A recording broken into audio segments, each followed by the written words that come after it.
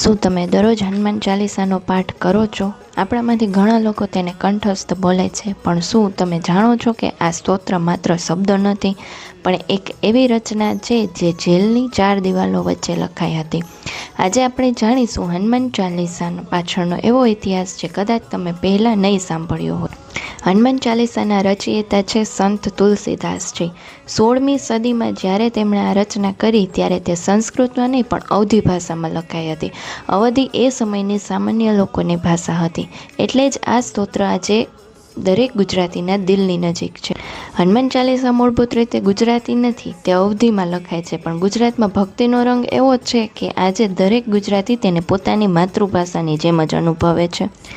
તુલસીદાસજીએ જ્યારે અકબરના સમયગાળામાં હતા ત્યારે એક દંતકથા મુજબ તેમને અકબર દ્વારા બંદી બનાવવામાં આવ્યા હતા. અકબરે માંગ કરી કે તેઓ કોઈ ચમત્કાર બતાવે.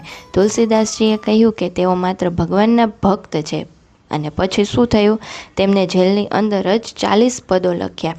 કહેવાય છે કે જેવી આ રચના પૂરી થઈ, આખા નગરમાં વાંદરાઓના ટોળાએ આતંક મચાવ્યો અને રાજાએ ગભરાઈને તેમને મુક્ત કરવા પડ્યા. ચાલીસાના 40 પદોમાં માત્ર ભક્તિ નહીં પણ માનસિક શક્તિ અને ભય મુક્તિનો મંત્ર પણ છે. તમે ગમે તેટલા તણાવમાં હો, પણ આ હનુમાન ચાલીસાનો પાઠ તમને શાંતિ આપે છે. તમને હનુમાન ચાલીસાની કઈ ચોપાઈ સૌથી વધુ ગમે છે? કોમેન્ટમાં જરૂર જણાવજો. જો તમને આ માહિતી ગમી હોય તો વિડીયોને લાઇક કરજો અને સનાતન સંસ્કૃતિની આવી જ વાતો જાણવા માટે ચેનલને સબસ્ક્રાઈબ કરવાનું ભૂલતા નહીં.